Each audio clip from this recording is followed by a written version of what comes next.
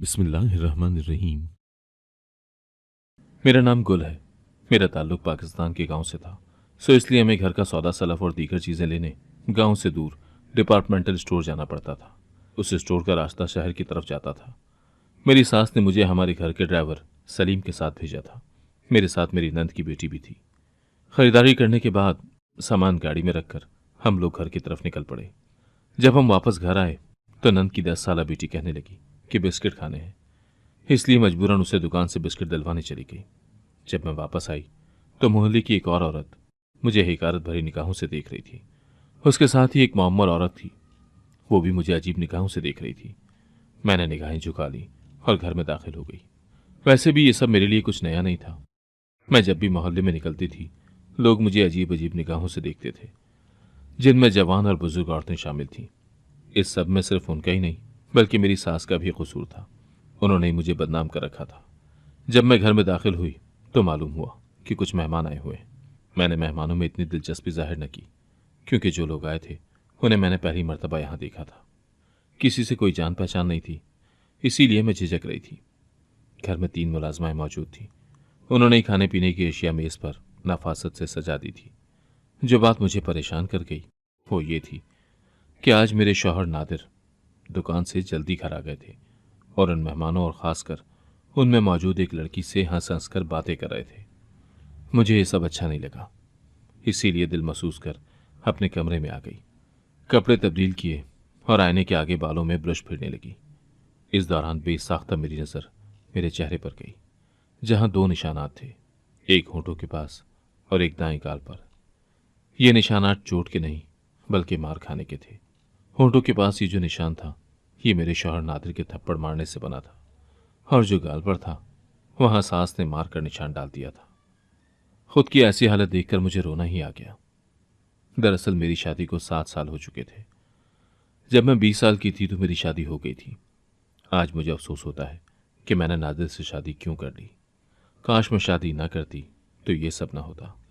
मैं अभी यही सब सोच रही थी जब कमरे के दरवाजे पर दस्तक हुई। मैंने आने वाले को इजाजत दी तो मुलाजमा दरवाज़ा खोलकर अंदर आ गई। उसके हाथ में दूध का गिलास था। वो मुझे कहने लगी, गुल बीबी, ये आपके लिए नाज बेगम ने भिजवाया है, आप थक गई होंगी, इसे पी लें। मुलाजमा की बात सुनकर मुझे 440 वॉट का झटका लगा। मेरी सास ने मेरी फिक्र में मेरे लिए दूध का गिलास भेजा था। ये बात वाकई हैरानकुन थी। शादी के इन 7 सालों में कभी सास ने मुझे एक गिलास पानी नहीं पिलाया था और न कभी नरम लहजे में बात की थी, और आज अचानक ही मेरी फिक्र करते हुए दूध का गिलास भिजवा दिया था। मेरी तो आंखें नम हो गई और मैं सोचने लगी कि शायद मेरे सब्र का मुझे सिला मिल गया है। मैंने खुश होते हुए मुलाजमा से दूध का गिलास पकड़ा और उससे पूछा, ये लोग कौन हैं जो आज आए हुए हैं? ये सुनकर मुलाजमा ने बताया कि ये बेगम साहबा के दूर के रिश्तेदार हैं। इतना बताकर वो चली गई, जबकि मैं दूध का गिलास पीने लगी। जब दूध पीकर फारिग हुई तो अचानक ही सर चकराने लगा। चूंकि सर्दियां थी इसलिए कमरे का दरवाज़ा बंद था। मुझे नींद आने लगी थी। इतनी शदीद नींद तो मुझे पहले कभी नहीं आई थी। अब अचानक पता नहीं क्या हो गया था। मैंने घड़ी में वक्त देखा और सोचा कि कुछ देर सो जाती हूँ। शायद खरीदारी करने से थकावट हो गई है, कोई मुझे डिस्टर्ब न करे, इसलिए दरवाजे को अंदर से लॉक कर दिया और लाइट बुझाकर सो गई। सोने के बावजूद नींद में भी अपने दर्दनाक माजी से मैं बाहर नहीं आ सकी थी। जो मेरे साथ हुआ था वो किसी दुश्मन के साथ भी ना हो। मैंने जिस घराने में आंख खोली थी उस घराने में गुर्बत का राज था, लेकिन मैंने बचपन से ही ये सोच कर रखा था कि मैं बड़ी होकर घर वालों के लिए और अपने लिए कुछ न कुछ जरूर करूंगी। ना मैं आगे गुर्बत की जिंदगी गुजारूंगी और ना अपने घर वालों को गुजारने दूंगी। सो यूं मैंने अम्मी अब्बू से मिन्नत समाजत करके स्कूल में दाखिला लिया और वहां दिल लगाकर पढ़ाई की। फिर मेरी जहानत को देखकर स्कूल वालों ने मेरा वजीफा लगा दिया। अब मुझे न स्कूल की किताबें खरीदने के लिए पैसे देने पड़ते थे और न फीस देनी पड़ती थी। मैं बहुत खुश थी। इसी तरह दिन गुजरते जा रहे थे और मैं सोच चुकी थी कि बहुत जल्द मेरी मंजिल मुझे मिलने वाली है। मैं अपनी मंजिल के बहुत करीब जाती जा रही हूँ। मगर मैं नहीं जानती थी कि हमेशा वैसा नहीं होता जैसा हमने सोचा होता है। मैट्रिक के बाद बात कॉलेज की आ गई। मैं बहुत दुखी हो गई थी, क्योंकि अम्मी अब्बू के पास इतने वसाइल नहीं थे कि वो मुझे शहर भेजकर पढ़ाते, और शहर जाना बहुत मुश्किल था। मैं रोई थी। मुझे लग रहा था कि मैं आगे पढ़ नहीं पाऊंगी। मगर फिर अल्लाह ने आगे पढ़ने की राह भी दिखा दी। मेरी एक सहेली थी, वो भी आगे पढ़ना चाह रही थी। बाकी कई सहेलियों ने तो बस मैट्रिक तक ही पढ़ने पर इत्तेफा किया था। मेरी सहेली हफ्सा ने बताया कि वो आगे प्राइवेट पढ़ेगी, यानी सारा साल घर बैठकर पढ़ेगी और जब सालाना इम्तिहानात होंगे तो शहर जाकर दे आएगी। अब उसे सारा साल कॉलेज जाने का भी कोई मसला नहीं था। मुझे ये सुनकर बड़ी खुशी हुई और मैंने ये बात अपने घर वालों को भी बताई। वो बड़े खुश हुए और अम्मी अब्बू ने प्राइवेट दाखिले के लिए पैसे दे दिए, कुछ खुद से दे दिए और कुछ उधार लिए। सो यूं मेरा दाखिला हो गया और सारा साल मैंने घर बैठकर पढ़ा और फिर सालाना इम्तिहान देने सहेली के साथ शहर चली गई। यूं मैंने एफए मुकम्मल कर लिया। अभी थोड़े दिन गुजरे थे जब अब्बू की बीमारी से मौत हो गई। मैंने सोच रखा था कि आगे भी बीए में दाखिला लूंगी और प्राइवेट पढ़ूंगी, लेकिन अब्बू की वफात के बाद सब खत्म हो गया। हालात सख्त हो गए। अम्मी का और मेरा रो रो कर बुरा हाल था। घर का खर्चा चलाने वाला कोई न बचा था। सो यूं मैंने हिम्मत ही दिखाई और गांव के एक स्कूल में टीचर लग गई। उसके अलावा घर में भी ट्यूशन सेंटर खोल लिया। अब इतने पैसे आ जाते थे कि गुजारा हो जाता था। एक दिन स्कूल से आते हुए इत्तेफाक से मेरी नज़र एक लड़के पर पड़ी जो एक दुकान में काम कर रहा था। न जाने क्यों उसको देखकर मेरा दिल धड़कने लगा। मैं उसके इश्क में गिरफ्तार हो चुकी थी। अब स्कूल से आते जाते निगाह खुद ही उसकी तरफ उठ जाती थी। जब दिल उससे बात करने के लिए बेकरार हुआ तो मैंने उससे बातचीत का आगाज़ किया और यूं हम दोनों के दरमियान गुफ्तगू का आगाज़ हुआ और हम दोनों ही एक दूसरे की मोहब्बत में डूब गए। एक दिन मैं स्कूल से पढ़ा कर घर आई तो घर में खाला और उनका बेटा आए हुए थे। दरअसल वो मेरा रिश्ता लेने आए थे। अम्मी को तो ये रिश्ता मंजूर था, लेकिन चूंकि मैं नादिर से मोहब्बत करती थी इसलिए मैंने अम्मी को साफ इनकार कर दिया था। अम्मी का दिल बहुत दुखा था, लेकिन फिर भी उन्होंने मेरी चॉइस को तरजीह दी थी। अम्मी ने मुझे कहा था, गुल बेटा, नवाज के जाने के बाद तूने इस घर का खर्चा उठाया है। अगर तू ना होती तो मैं मर जाती, सब खत्म हो जाता। लेकिन तूने मुझे जिंदगी जीने की उम्मीद दी है, इसलिए मैं तेरी ख्वाहिश का एहतराम करूंगी। अम्मी की बात सुनकर मैं बड़ा खुश हुई, लेकिन मैं नहीं जानती थी कि ये खुशी वक्ती थी और मेरे इस फैसले का क्या अंजाम होने वाला था। जब मेरे कज़न को पता चला कि मैंने रिश्ते से इनकार कर दिया है तो वो बहुत दुखी हुआ और मुझसे कहने लगा, मैं तुम्हें खुश रखूंगा, तुम मुझसे शादी कर लो। उसकी मिन्नत समाजत पर भी मैं टस से मस न हुई और अपना फैसला तब्दील न किया। नादिर को मैंने फौरी घर रिश्ता लाने को कहा। इस दौरान अम्मी की तबीयत खराब रहने लगी थी। नादिर के घर वाले मेरे घर रिश्ता लेकर आ गए। मेरी अम्मी को तो नादिर पसंद आ गया था, लेकिन उसकी अम्मी को मैं पसंद नहीं आई। उन्होंने बहुत कोशिश की कि नादिर मुझे छोड़ दे, लेकिन नादिर ने ना छोड़ा।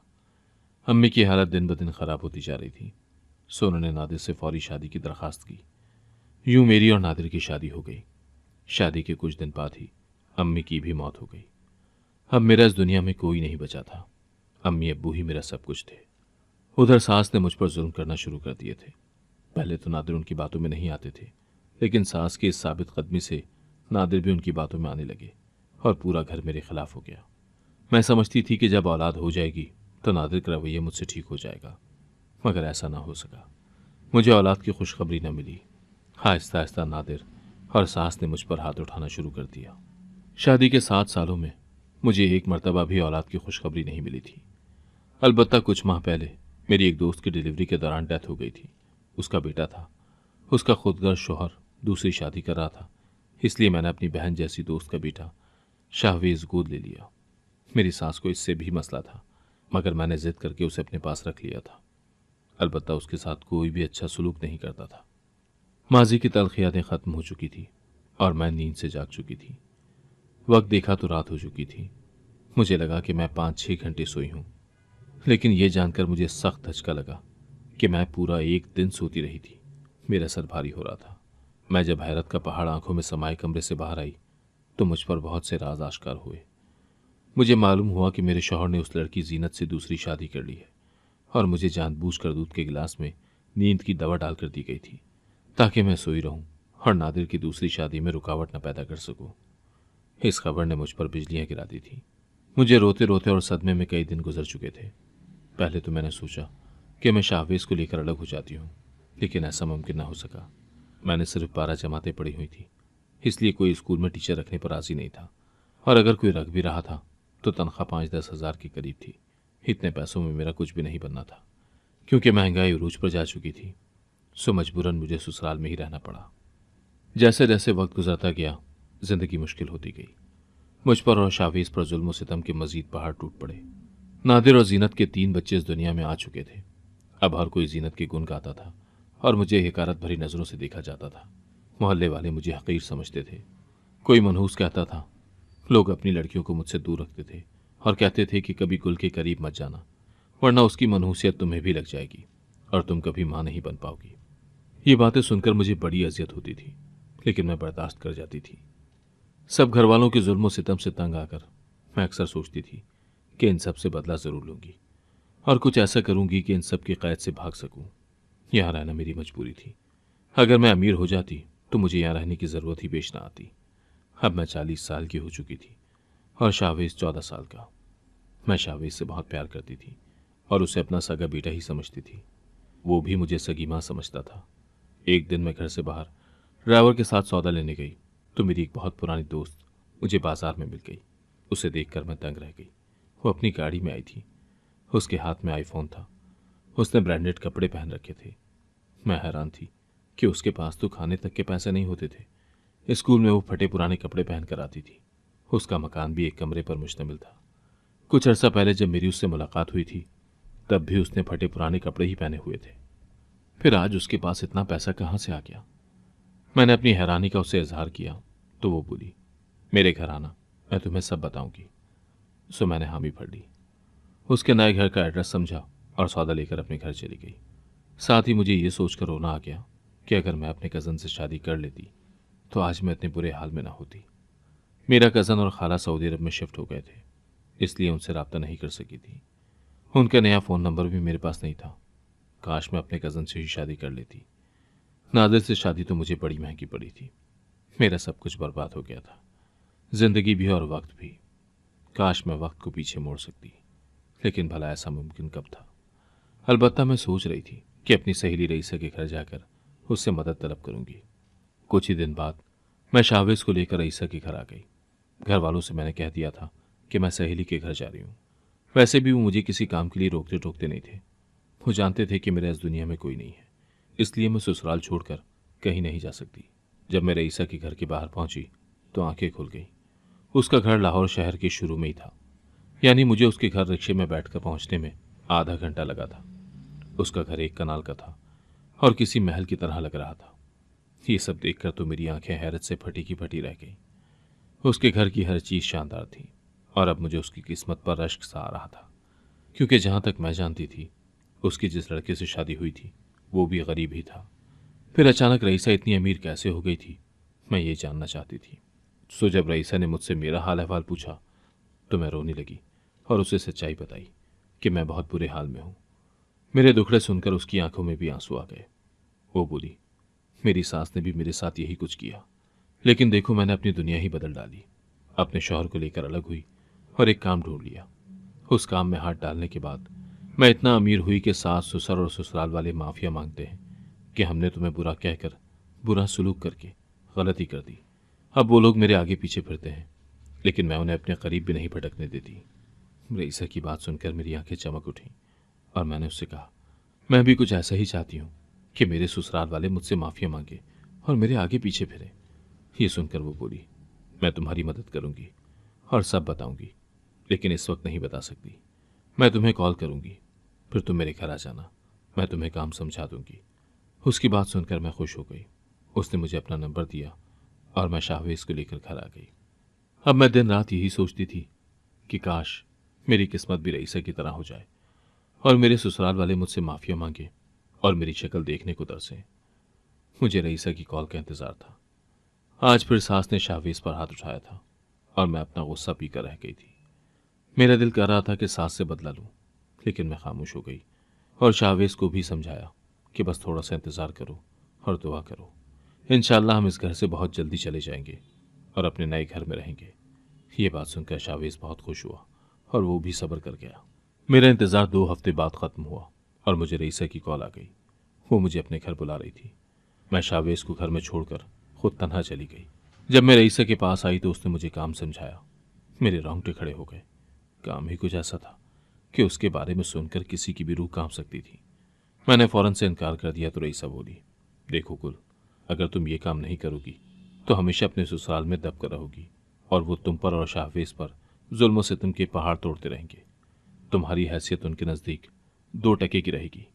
लेकिन अगर तुम मेरे साथ इस रास्ते पर चल पड़ोगी जहां मैं चल रही हूं, तो सब कुछ तुम्हारे हक में हो जाएगा। हो सकता है कि तुम्हारा शौहर अपनी बीवी को छोड़ दे और तुम्हारे लिए उसके दिल में एक बार फिर मोहब्बत जाग जाए। ससुराल वाले भी तुमसे माफ़ी मांगने पर मजबूर हो जाए। उसकी बातें सुनकर मैं खामोश हो गई और सोचने के लिए उससे थोड़ा वक्त मांगा।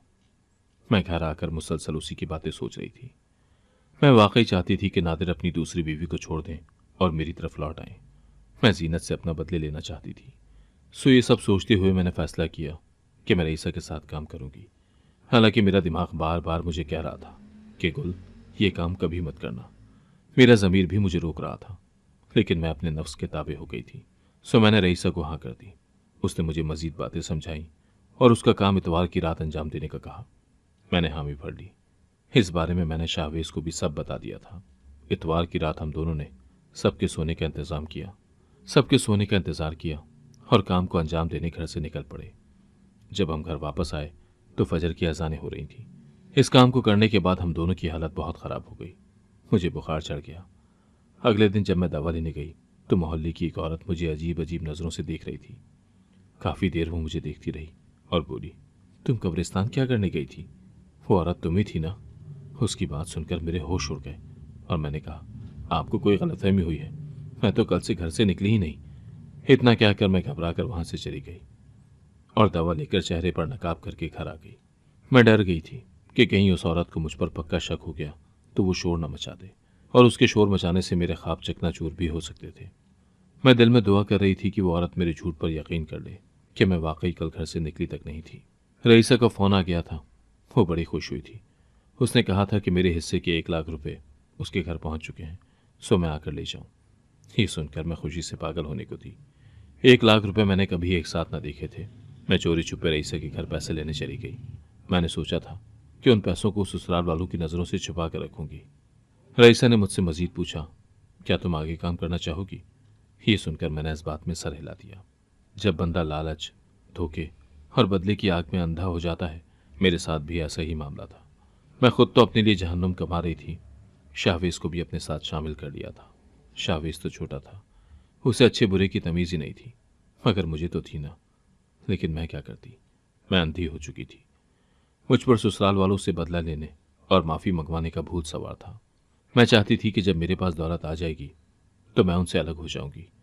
जब मेरे पास दौलत आ जाएगी तो ससुराल वाले मेरी कदर जान लेंगे और उन्हें इस बात पर अफसोस होगा कि उन्होंने मेरे साथ कितना गलत किया। 1 माह बाद मैं दोबारा इतवार की रात को वो काम सर अंजाम देने गई। मुझे डर भी लग रहा था, क्योंकि मुझे यूं महसूस हो रहा था जैसे कोई मुझ पर नजर रख रहा है। अगर मैं पकड़ी जाती तो बहुत बुरा होता। अपना काम सर अंजाम देने के बाद मैं और शाहवेज घर आ गए, जबकि वो आदमी जिसका नाम आतिफ था वो घर चला गया। ये काम करने के मुझे 1 लाख रुपए मजीद मिले थे। इन पैसों को मैं रईसा के घर से ले आई थी। अलबत्ता मैंने इस बात का जिक्र किया था कि मुझे इस काम को करने से बहुत डर लगता है। अगर मैं पकड़ी गई तो क्या होगा? ये सुनकर रईसा कहने लगी, तुम मुकर जाना और कहना कि तुम में जिन्नात आते हैं और वो तुमसे ये काम करवाते हैं। उसकी बात सुनकर मैंने ईजाब में सर हिला दिया था। खैर, तीसरी दफ़ा ये काम करने के बाद मुझे जितने पैसे मिले उन्हें मिलाकर मेरे पास 5 लाख रुपए हो गए। मैं सोच रही थी कि अगर ऐसे ही पैसे आते रहे तो इसी साल मैं अपना ज़ाती घर भी ले सकूंगी। एक दिन मैं घर से बाहर जा रही थी तो वो औरत मुझे दोबारा मिल गई। उस दिन भी वो मुझे अजीब नज़रों से देख रही थी और आज भी। उसने आज मुझे अपने घर आने का इशारा किया तो मैं परेशानी से उसके घर में चली गई कि पता नहीं उस औरत ने मुझे क्या कहना है। उसके घर उस वक्त कोई नहीं था। वो मुझे अपने कमरे में ले आई और कहने लगी, तुमने मुझसे झूठ क्यों बोला था? वो तुम ही हो ना जो आधी रात को वो घिनौना काम करती हो? उसकी बात सुनकर मेरी रूह फना हो गई। मैंने झूठ बोलने की कोशिश की तो वो गुस्से में आ गई और बोली, अगर तुमने सच ना बताया तो मैं तुम्हें जेल में डलवा दूंगी। उसकी बात सुनकर मेरी रूह फना हो गई। मैं नहीं जानती थी कि उसने मुझे कैसे पहचाना था। हालांकि वो काम करने मैं मुकम्मल अबाया और नकाब में जाती थी। शाहवेज का हुलिया भी बदला हुआ होता था। मुझे रईसा की वो बातें याद आने लगी जब उसने मुझे बताया था कि अगर तुम पकड़ी जाओ तो तुम्हें ये कहना है। खैर, मैं उस औरत फौजिया के कदमों में गिर गई और झूठ मूठ कर रोने लगी और बताया कि यह गलत काम मुझसे जिन्नात करवाते हैं। मुझ पर जिन्नात का साया है। इस बारे में आप किसी को मत बताना वरना वो लोग मुझे बुरा समझेंगे और मेरी सच्चाई पर यकीन नहीं करेंगे। ये बात सुनकर फौजिया सोच में पड़ गई और बोली, मेरे साथ आमिल साहब के पास चलना। मैं एक बहुत अच्छे आमिल साहब को जानती हूँ। वो अपने अमल से तुम्हारे अंदर के जिन्नात को निकाल देंगे, फिर तुम वो गलत काम नहीं कर सकोगी। उसकी बात सुनकर मैं खामोश हो गई। अगर मैं आमिल साहब के पास जाने से इनकार करती तो शायद उसे मुझ पर शक हो जाता कि मैं झूठ बोल रही हूँ। अगले ही दिन वो मेरे घर आ गई और चुपके से मुझे आमिल साहब के पास ले गई। आमिल साहब ने मुझ पर दम किया और कहने लगे, जा गुल, तू अपने घर चली जा, अब तुझ पर वो जिन्नात हावी नहीं हो सकेंगे। ये सुनकर मैं वहां से चली गई और खुश हो गई कि लगता है ये नकली आमिल है, इसीलिए इसे इतना नहीं पता चल सका कि मैं ड्रामा कर रही हूँ। मुझ में कोई जिन्नात नहीं आते। अब अगली मर्तबा इतवार को मुझे दोबारा उस कब्रिस्तान जाना था। दरअसल काम यह था कि कब्रिस्तान जाकर मुर्दों को कब्र से निकालकर उनके बाल और जिस्म के कुछ हिस्से काट कर लाने होते थे। ये सब कुछ काले जादू में इस्तेमाल होता था। इसके अलावा ये चीजें आगे बेची भी जाती थी, यानी हमने ये गुनाह वाला काम करना था। ये काम रईसा भी करती थी। उसकी एक जानने वाली को मैं और रईसा मुर्दे की मुख्तलिफ चीजें देते थे और वो बदले में पैसे देती थी। अब मुझे ये काम मिला था कि मैंने किसी कब्र से मुर्दे की हड्डियां इकट्ठी करके लानी थी। सो यूं जब मैं और शाहवेज आज रात ये काम करने गए तो वहां छापा पड़ गया। हम मुश्किलों से कब्र खोद कर अंदर उतर ही थे कि वहां पुलिस पहुंच गई और साथ में फौजिया भी थी। उसे देखकर मैं दंग रह गई। मुझे यकीन ही नहीं आ रहा था।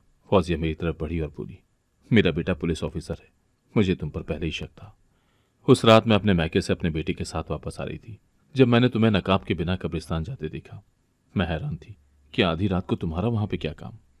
मैं डर गई कि शायद खैरियत नहीं है, कहीं तुम किसी मसले में ना हो, इसीलिए तुम्हारा पीछा किया। लेकिन जो देखा वो नाकाबिले यकीन था। तुम एक कब्र खोद रही थी। मेरा बेटा तुम्हें उसी वक्त पकड़ना चाहता था, लेकिन मैंने रोक दिया। हम देखना चाहते थे कि आखिर ये सब क्या है। शायद तुम किसी गलत गैंग का हिस्सा हो। सो यूं हमने थोड़ा इंतजार किया ताकि तुम्हारे पूरे गैंग का पता लगाया जा सके। उस दिन मैंने जब तुमसे सच्चाई पूछी तो तुमने मुझे जिन्नात का कह दिया। मैं वाकई तुम्हारी बात पर यकीन कर बैठी थी, इसीलिए तुम्हें आमिल साहब के पास ले गई। जब आमिल साहब ने तुम्हें वहां से जाने को कहा तो तुम्हारे जाने के बाद उन्होंने मुझे सच्चाई बताई कि तुम में कोई जिन्नात नहीं है, बल्कि तुम झूठ बोल रही हो। सो यूं मुझे तुम पर शक हो गया कि तुम किसी गलत काम में मुलविस हो। फिर मैंने अपने बेटे को बताया और उसने अपनी टीम के साथ प्लान बनाया कि वो तुम्हें रंगे हाथों पकड़ेंगे और उस इंसान को भी पकड़ लेंगे जिसके लिए तुम ये काम करती हो, क्योंकि ऐसे काम इंसान किसी और के लिए ही करता है ताकि उससे पैसे ले सके। मेरे रोंगटे खड़े हो चुके थे। मैं रो रही थी। मैंने उन्हें रईसा का पता दिया कि उसने मुझे ये काम करने को कहा था, मगर जब पुलिस मुझे लेकर रईसा तक पहुंची तो रईसा साफ मुकर गई और मुझ पर इल्जाम लगाया कि मैं झूठ बोल रही हूँ। पुलिस ने मुझे ही कसूरवार समझा और मुझे और मेरे बेटे को जेल में डाल दिया। अब मैं अफसोस करती थी कि काश मैं रईसा की बातों में आकर गलत काम न करती। रईसा पर मैंने भरोसा किया था, लेकिन उसने भी मुझे धोखा दे दिया था। अब मुझे समझ आ गया था कि इंसान को लालच में आकर कभी गलत काम नहीं करना चाहिए। अगर आपको आज की कहानी पसंद आई है तो वीडियो को जरूर लाइक कीजिएगा और अपने दोस्तों के साथ भी शेयर कीजिएगा। और हाँ, अगर आपने अभी तक हमारा चैनल सब्सक्राइब नहीं किया तो जरूर सब्सक्राइब करें। मिलते हैं कल एक नई और दिलचस्प कहानी के साथ। अल्लाह हाफिज।